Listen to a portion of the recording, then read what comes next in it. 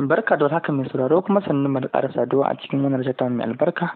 inda muke tafi muku da wannan ƙunshin rahoto haɗe da wannan faifan bidiyo a dangane da babban jaruman Kannywood wacce tauraruwarta take haskawa musamman ma a fanni na tsalle-tsalle wato rawa,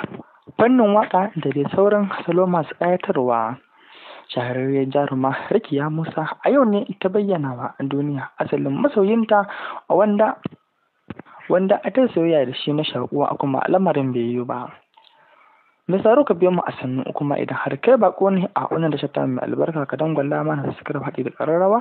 domin kasancewa tare da mu a koda yaushe da zarar mun saki zafafan shirye-shiryenmu da kuma ingantattun labaranmu. Shahararriyar jaruma wato Rakiya Musa to a hirarsu da jaruma Hadiza Gaban ne take bayyana cewa akwai wanda suka sha soyayya da shi a cikin masana'antar Kannywood wato shi asalin masoyinta wanda daga shi ba za ta ƙara mararin sake soyayya da wani kamar yadda suka yi da shi ba. Rakiya Musa ta bayyana masoyin nata ne a bayan martani kala-kala da kuma cece-kuce da kuma tsaikon da ke fitowa a shafukan yaɗa zumunta tun bayan tattaunawar da suka yi da jaruma Hadiza Gaban a cikin wannan ƙayataccen shiri wato gaban Rome.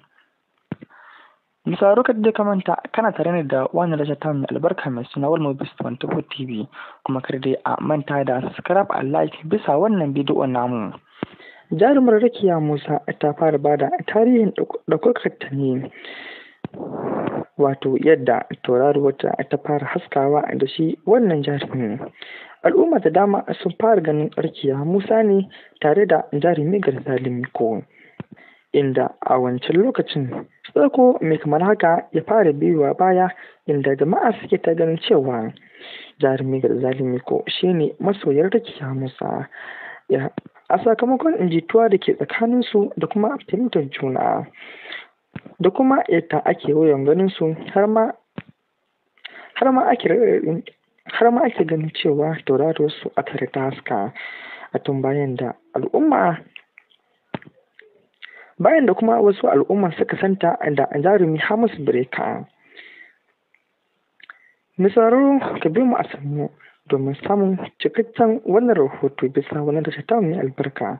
Kar dai a manta da subscribe a like bisa wannan bidiyo namu inda kuma za mu ci gaba da bibiyan wannan rahoto na jaruma Rakiya Musa a dangane da wannan shahararren masoyin nata wanda ya makale a cikin zuciyarta. Mun gode.